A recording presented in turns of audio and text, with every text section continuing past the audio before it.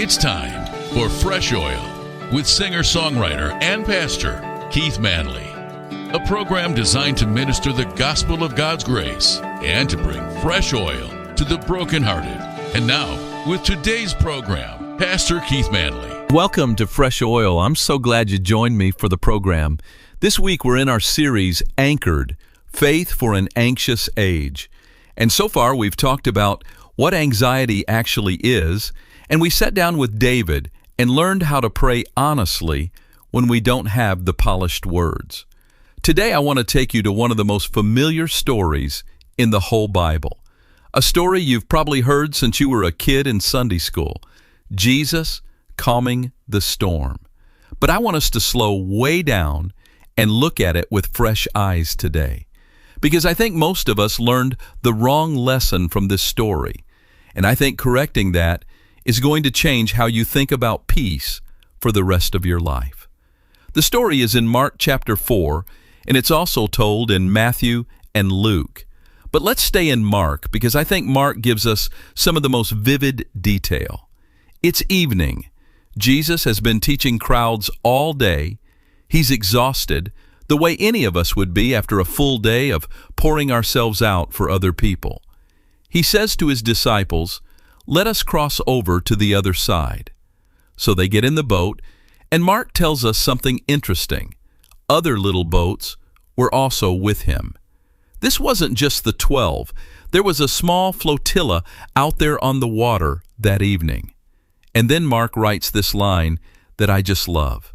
"And a great windstorm arose, and the waves beat into the boat so that it was already filling." Now I want you to picture this. These are not amateur, soft-handed city folks.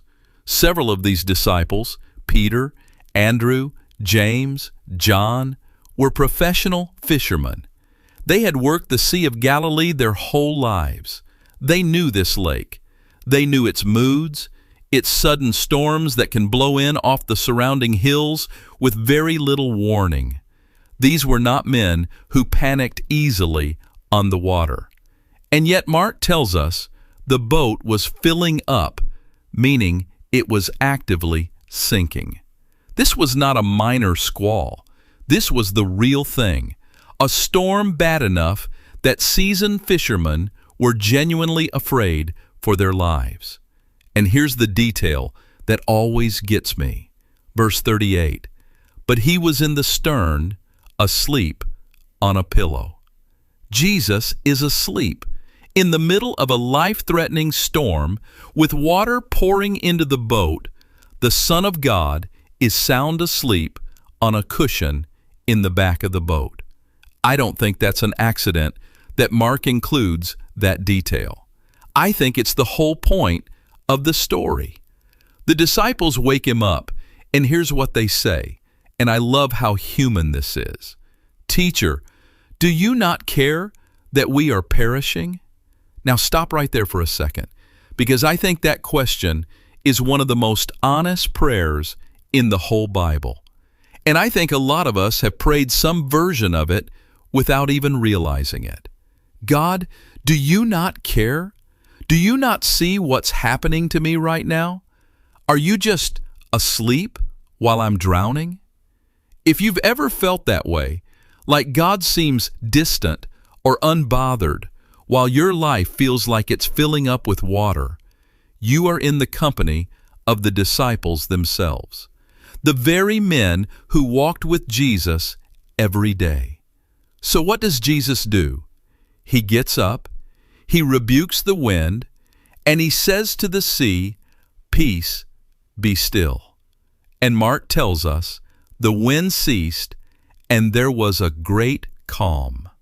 Now here's where most of us stop the story. We love this part. Jesus calms the storm, problem solved, happy ending, and we walk away thinking the lesson is, if you have enough faith, Jesus will calm your storm too. And look, sometimes he does.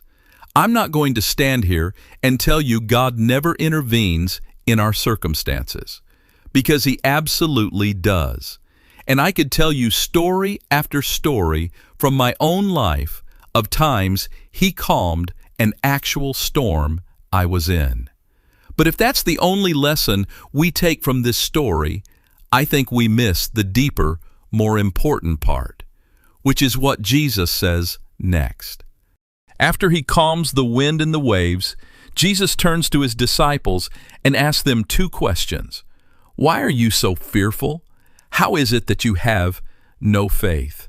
Now, I used to read that and think Jesus sounded almost frustrated, maybe even a little harsh. But the longer I've sat with this passage over the years, the more I've come to believe Jesus isn't scolding them for being human. I think he's pointing them towards something they completely missed. Think about it. Who was in the boat with them? Jesus was in the boat the whole time. Through the entire storm, through the waves crashing in, through the boat filling with water, the presence of the one who made the wind and the waves in the first place was right there with them the entire time. The whole time they were terrified. The danger was real, but so was his presence. And I think that's the question Jesus is really asking them.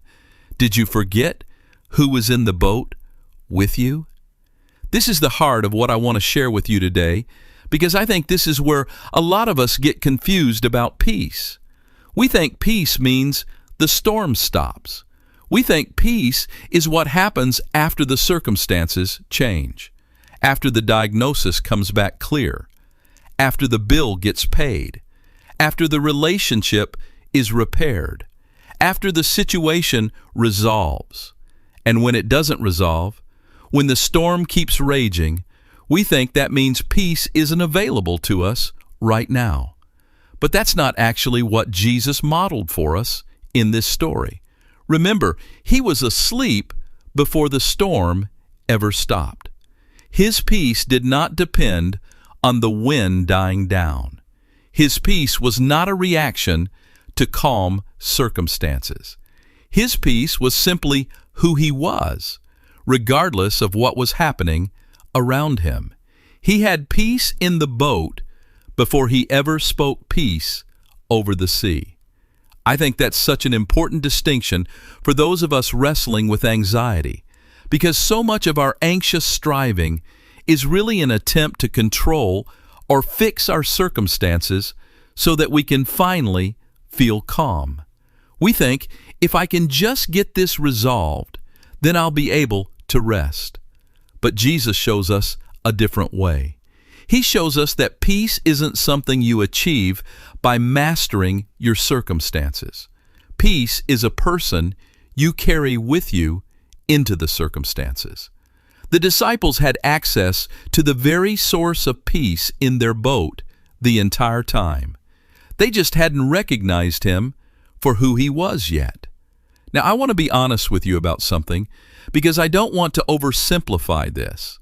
There is a real difference between the peace Jesus offers and the kind of cheap, hollow peace the world tries to sell you. The world's version of peace usually requires the absence of trouble. It says, calm down, everything's fine, even when everything is not, in fact, fine. It's the kind of peace that only works as long as nothing bad is actually happening, and it shatters the moment real trouble shows up.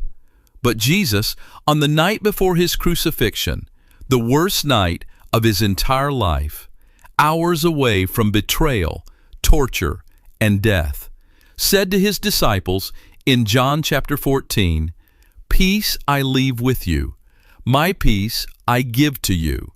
Not as the world gives, do I give to you." Notice what he's saying. His peace is a different category altogether. It's not the absence of trouble. It's a presence in the middle of trouble. He goes on to say, "Let not your heart be troubled, neither let it be afraid." He says that while staring down the most painful night in human history. That tells you everything about what real peace actually is. It's not circumstantial, it's relational. It's rooted in who is with you, not in what is or isn't happening around you. I think about that Hebrew word shalom for a second, because it's so much richer than just the absence of conflict, which is usually what we picture when we hear the word peace in English. Shalom carries the idea of wholeness, completeness, things being as they should be at the deepest level, even when the surface is still in chaos. It's possible, biblically speaking, to have real shalom in your soul while the wind is still howling and the waves are still crashing into your boat. That's not denial. That's not pretending. That's something much deeper, a security that exists underneath the storm, not dependent on the storm stopping. Let me give you something practical to actually carry out of here today, because I don't want this to just be a nice thought you forget by lunchtime. The next time you feel that anxious winds start picking up, you know the feeling, that tightness in your chest, that spiral starting in your mind. I want you to do exactly what the disciples did. Don't manage it alone. Don't white-knuckle it and hope it passes. Go straight to Him. Say it plainly, the way they did. Jesus, are you aware of what's happening to me right now? Because it feels like the water's coming in. And then, this is the part we skip, wait for Him to remind you who's in the boat. Not who's in the news, not who's on the other end of the phone call you're dreading. Who is in the boat with you right now, today? I want you to try something this week. Every time you feel that anxious wave rising, instead of asking, how do I make this stop? Try asking a different question. Where is Jesus in this boat with me right now? That single shift in the question you're asking yourself can completely change the trajectory of your day. It doesn't deny the wind. It doesn't pretend the waves aren't real. It just refuses to let the storm have the final word about who's actually in control. Write that question down if you need to. Put it on your bathroom mirror, your dashboard, wherever you'll see it. Where is Jesus in this boat with me right now? That's not a cute slogan. That's the whole theology of this passage in 5 words. And here's the good news in all of this. You don't have to wait for a crisis to start practicing this. You can ask that question in the small moments too. Stuck in traffic, waiting on a callback, watching the news, lying awake at midnight for no clear reason at all. Every single one of those moments is still a boat, and He's still in it. The more you practice noticing His presence in the small storms, the more naturally it'll come to you when the big ones hit. Peace is a muscle. You build it one storm at a time. So let me bring this down to where you actually live today. Maybe your storm hasn't stopped. Maybe you've been praying for the wind to die down, praying for the diagnosis to change, for the marriage to heal, for the financial pressure to lift, for the prodigal child to come home. And so far, it hasn't happened. I want you to hear me clearly. That doesn't mean Jesus isn't in the boat with you. It doesn't mean He's asleep, indifferent, or unaware of what you're going through. Sometimes He calms the storm immediately, and we praise Him for it. And sometimes He lets the storm continue for reasons we don't fully understand this side of heaven. But He never once leaves the boat. He is with you in the wind and the waves just as much as He's with you in the calm. Walk in God's grace. Thanks for joining us today for Fresh Oil with Pastor Keith Manley. Fresh Oil is an outreach of Grace Family Church in Rockford, Illinois, and can be heard each weekday at this same time. You can reach us online at weneedgod.com. Until next time, remember, God's love for you is unconditional, and He makes His mercies new every morning.